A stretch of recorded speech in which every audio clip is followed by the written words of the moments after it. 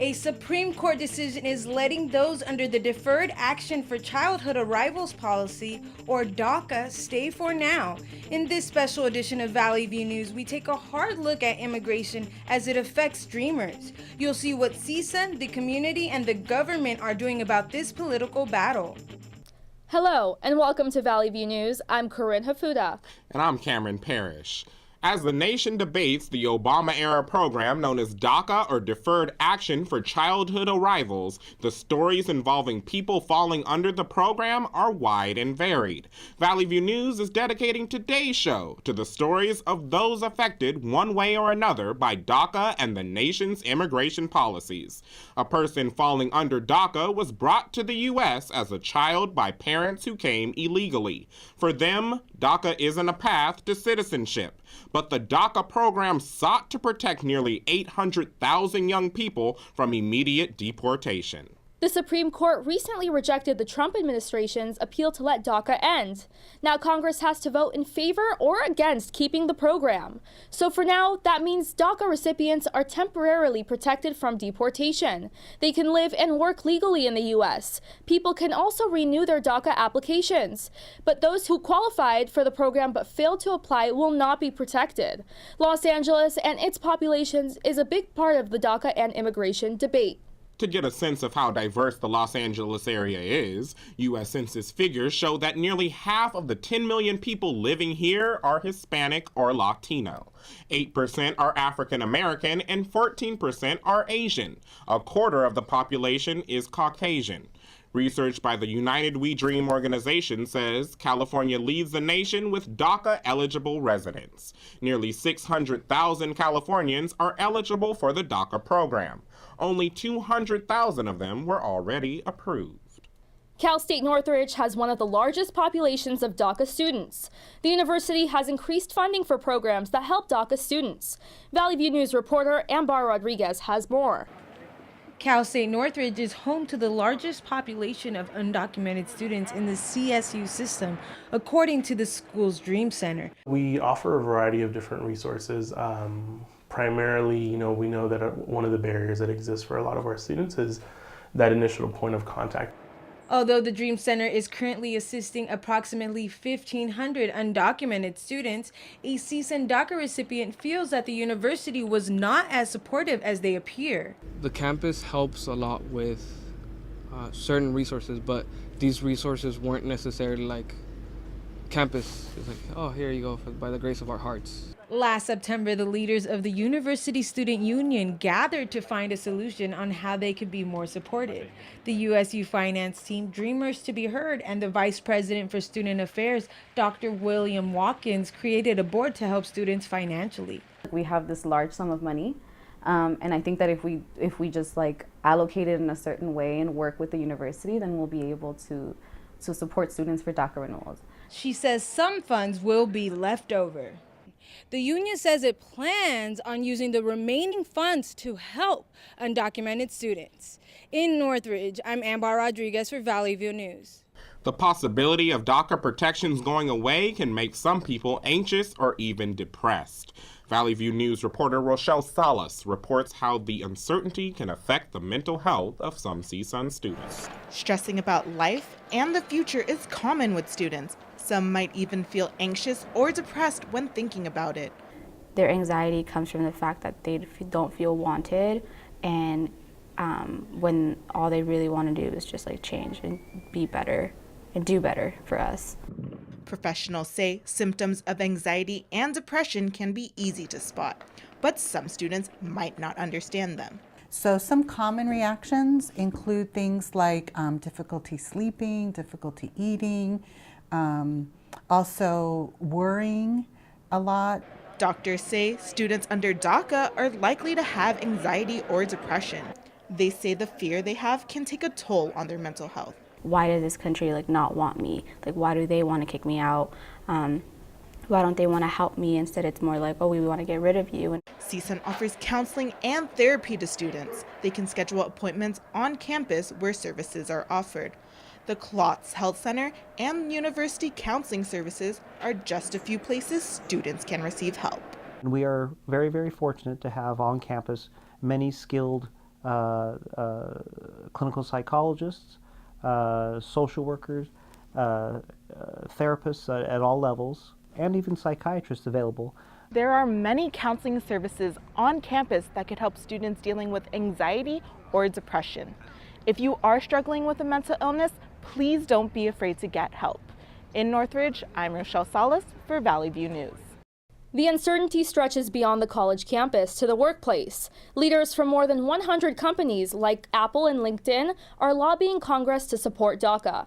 Valley View News reporter Marissa Martinez spoke to a Silicon Valley high-tech worker who falls under DACA. She and her family are keeping an eye on the program's existence. I am no different from anyone else. I am no different than any of the people I went to school with, the people that I went to college with. The only difference is that I just happened to be born on the other side of the border.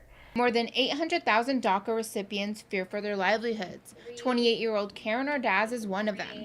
She's a successful media producer for a Silicon Valley high-tech company. Despite career success, Ordaz says she still stresses about her future, even though her company supports her staying in the U.S.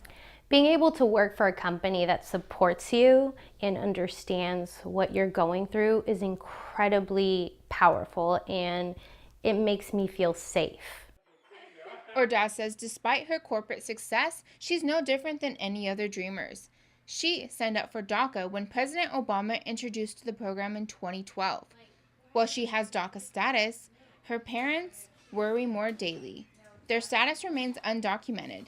They fear an ICE raid in their home any day. The worst-case scenario for the family is everyone being sent back to Mexico, a place Ordaz hasn't lived since she was 2 months old. We're constantly feeling the fear of being, in a situation where ICE is around and being arrested by ICE and then potentially being deported. Ordaz's younger sister is the only family member with legal status. The toughest moment for Ordaz could be being separated from her little sister. The stress on her family is heartbreaking and challenging. Her little sister hopes to help the family status once she turns 21. She can sponsor her family's citizenship. It's hard. It's hard to worry about yourself, but you're also worried about your parents, and you're also worried about your sibling that, is here. She has her life here. This has been her home, and having to still worry about, will her family still be here? In Silicon Valley, I'm Marissa Martinez for Valley View News. Most national polls show widespread support and sympathy for people falling under DACA. Still, there are plenty of people against the program. Valley View News reporter Tori Isaac went to UC Berkeley to speak to opponents.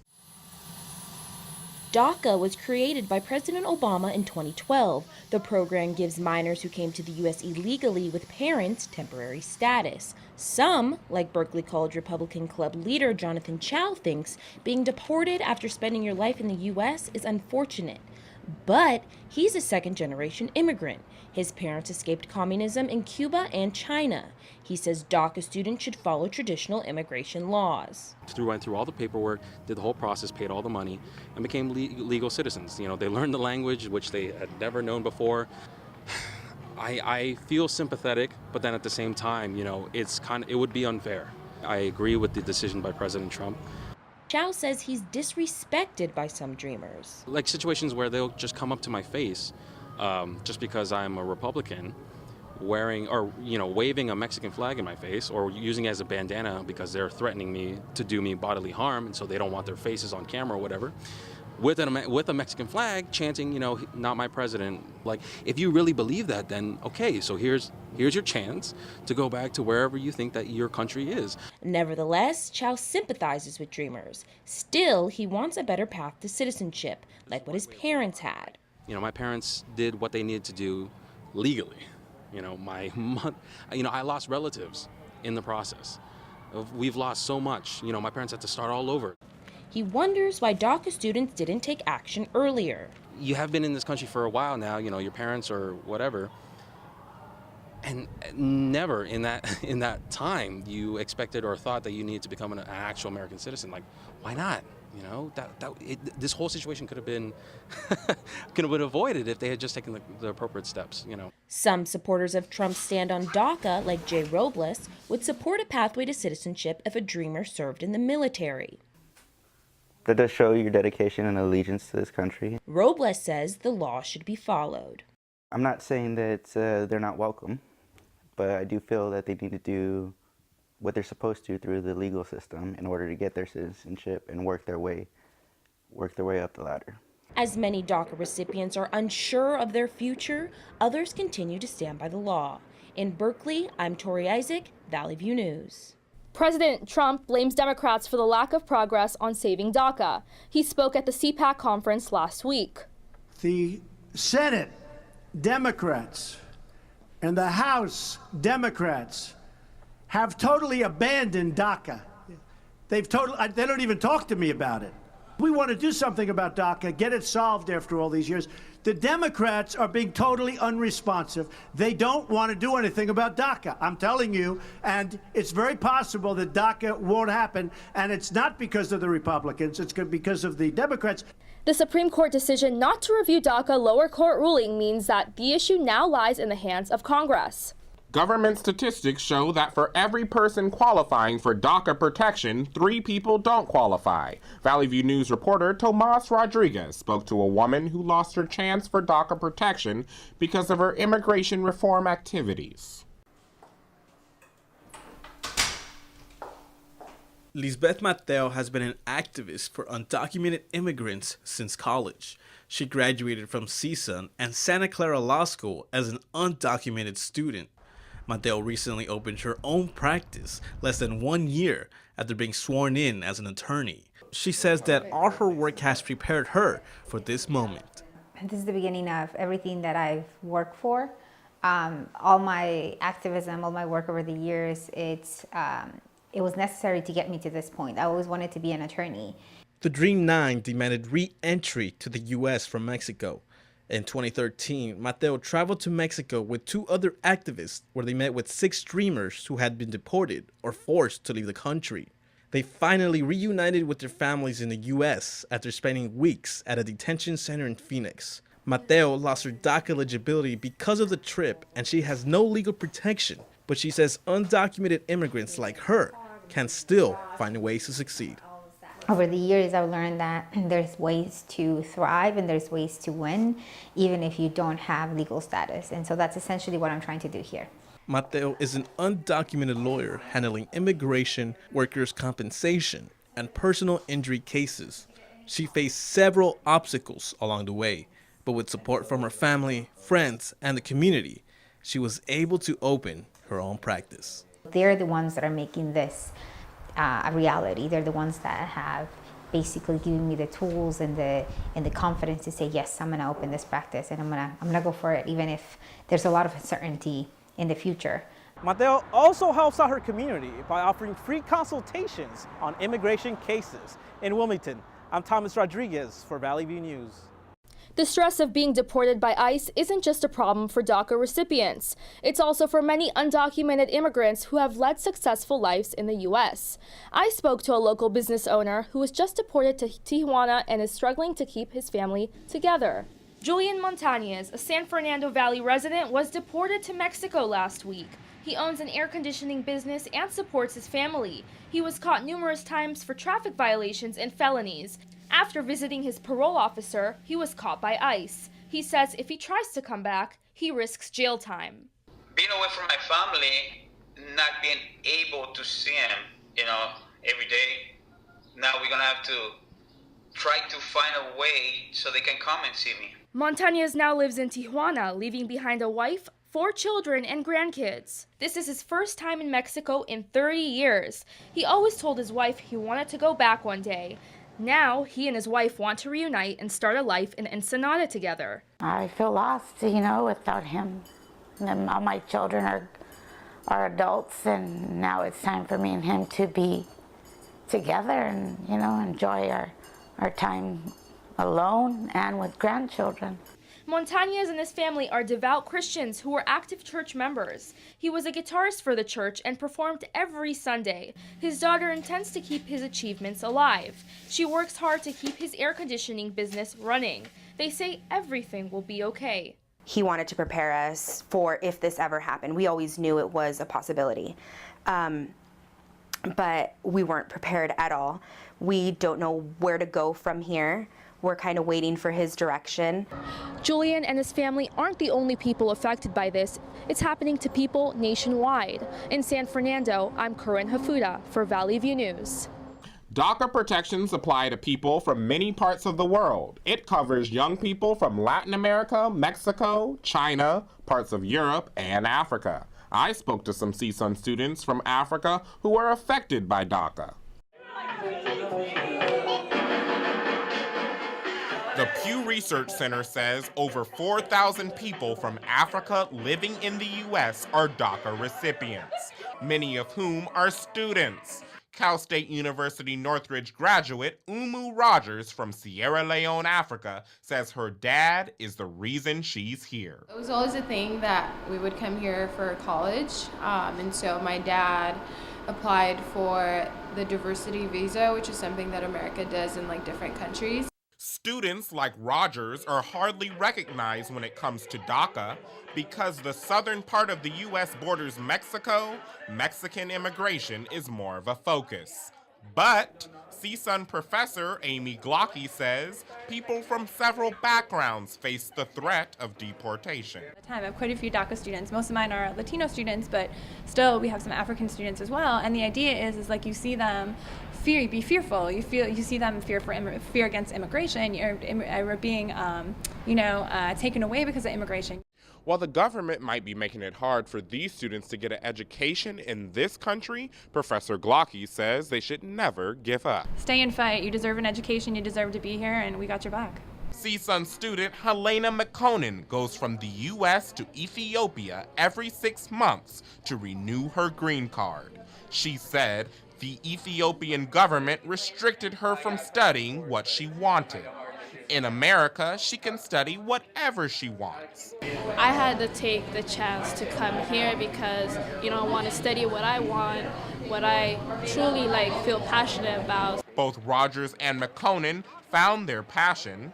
They want to work in the medical field. I hope to pursue global health in the long run. I want to go to med school, so medicine is my passion. After the break, we'll tell you what changes are being proposed following the deadliest high school shooting in modern U.S. history.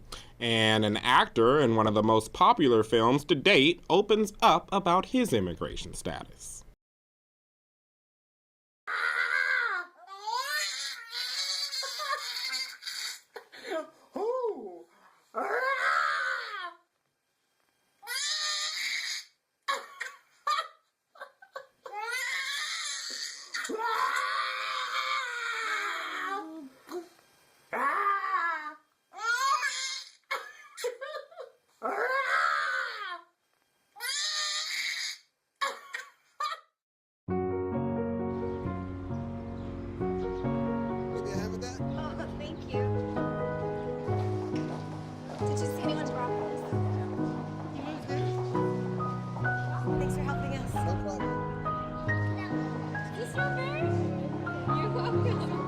We'd do anything for kids. Yet 1 in 6 children in the U.S. struggle with hunger. Help end childhood hunger near you. Learn how at feedingamerica.org. I came to CSUN to learn. I came to CSUN to grow. I came to CSUN to prepare. I learned to question, to answer, to encourage. I grew as a mentor, an ally, an advocate. I left CSUN prepared to uplift and embolden, prepared to challenge and inspire, prepared to teach. I'm Rebecca Milwaukee, and I'm a Matador. You made her college years possible, opening that education savings account when she was little, spearheading campus tours, and deciphering financial aid. If you can ace planning for college, you can do it for retirement. Get on track with tips at aceyourretirement.org.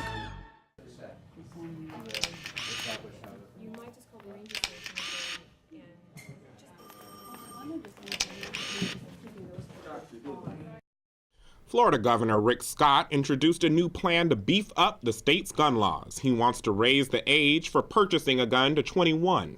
He wants better background checks. He also plans to spend $500 million on mental health services.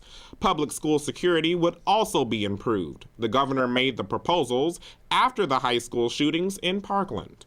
17 students and teachers were killed in the mass shooting. The suspect used an AR-15 assault rifle, which he bought legally. It's interesting, actually. There was a dreamer in the recent film Black Panther. Here's our entertainment reporter, Tori Isaac, with more. Thanks, Corinne. There sure was. He's in one of the biggest films in the world right now, and he's a dreamer.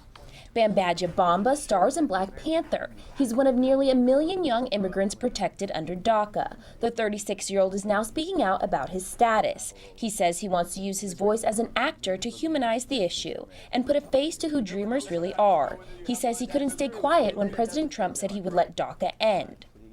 Bamba has appeared in dozens of movies and TV shows, including Grey's Anatomy and Suicide Squad. One of Bill Cosby's daughters has died. Enza Cosby was 44 years old. She died from renal disease, which impairs kidney function. She was her father's biggest supporter during his sexual assault trial, insisting he was innocent. It ended in a mistrial, but Cosby is scheduled to be retried next month.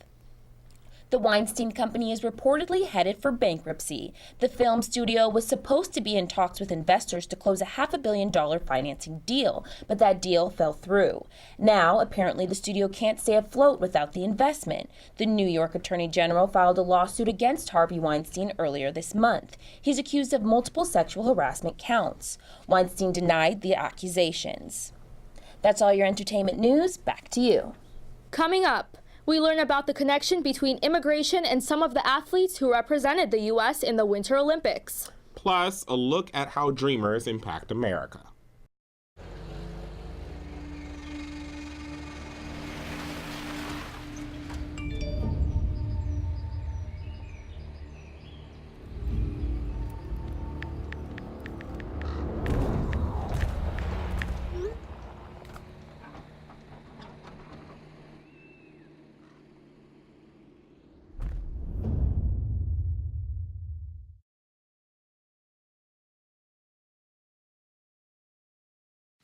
So there you are, shuffling through a stack of resumes and you come to mine. This is it, first impression, my way in. But can my resume show you how I truly stand out? Like that I was studying, going to night school while working 2 jobs just to help my parents pay for groceries. Or being the first one to always step up. No, that's something you just can't put on paper. Look beyond the resume and discover new ways to develop great talent that is dedicated, hardworking, and determined like me. Ms. Stevens, I just wiped malware off our system. People have got to stop clicking unsolicited email links and downloading free software unless it's from a trusted source. Sounds great. We need a data backup plan in a separate location in case we get hacked. We need to focus on making profits, not spending them. Learn to protect yourself from ransomware. If you become a victim, contact your local FBI office. I came to CSUN to learn. I came to CSUN to grow. I came to CSUN to prepare. I learned to ask, to analyze, to communicate. I grew as a writer, a thinker, a citizen. I left CSUN prepared to participate, prepared to contribute, prepared to lead. Aloha, I'm Linda Lingle, and I'm a matador. I've come up with a family emergency plan. What is it? It's difficult to talk about, so I'm not telling you. I'm so glad I won't have to remember anything. Me too. Visit ready.gov/kids for tips and information. Today's sports has its own immigration story involving Olympians. Andrena, what do you got for us? Yes, thank you. So, Team USA makes America great. While the Winter Olympics are over, the legacies continue. Figure skater Mirai Nagasu became the first American woman to land the triple axel in Olympic competition. Nagasu was born in the U.S., her parents are Japanese immigrants. And snowboarder Chloe Kim took home the gold in the halfpipe competition. She's just 17 years old. She's also the daughter of immigrant parents. Mae Baini became the first Ghanaian American woman to compete on the speed skating team. Binding migrated from Ghana when she was 5 years old. The U.S. took home a total of 23 medals. Immigration makes America great. And the decision is final. After a unanimous vote, the IOC decided Russia's Olympic suspension won't be lifted.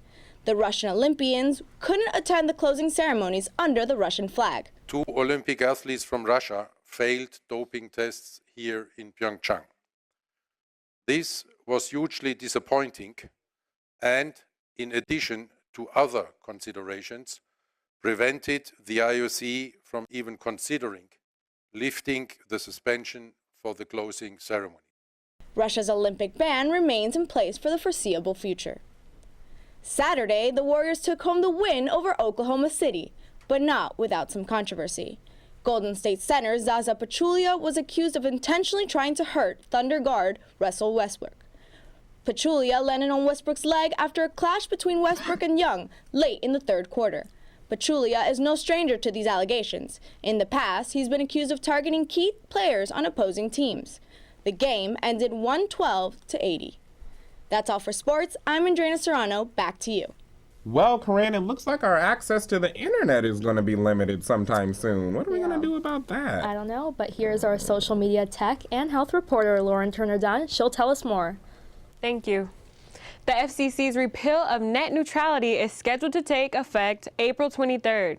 The Republican-led FCC panel voted to end former President Obama's net neutrality protections. The repeal will allow the FCC to block or slow down access to online content. States, consumer advocacy groups, and tech companies like Mozilla are protesting. Some filed lawsuits last month to stop the repeal. Surviving an active shooter on school grounds is possible because of 17-year-old Justin Rivers' invention. To prevent shooters from coming into classrooms, the Wisconsin student created a device called Just In Case. All these kids in a building who have nothing but a door to keep them safe. Rivers struggled with the idea, but he used his welding skills to potentially save lives. Kind of hard at first, but once I kind of got onto one part, then it was like, okay, that makes sense. Rivers made the device for every classroom and conference room at his high school. He's also presented it to the school board. It now sells for $95. That's all I have for social media, health, and tech. Back to you. And finally, a look at how DACA recipients impact the nation. DACA deportations could cost the U.S. nearly $400 billion in 10 years. That's according to Center for American Progress. DACA currently protects more than 800,000 young immigrants. 91% of them are employed, according to pro-immigration reform group FWD. Ending the program would mean 30,000 people a month would lose work permits. California's economy would take the biggest hit. The economy would lose $11.3 billion a year without them. Thank you for joining us for this special edition of Valley View News. I'm Corinne Hafuda. And I'm Cameron Parrish. Remember, for news any time of day, go to our website, thesundial.csun.edu. We'll see you next week.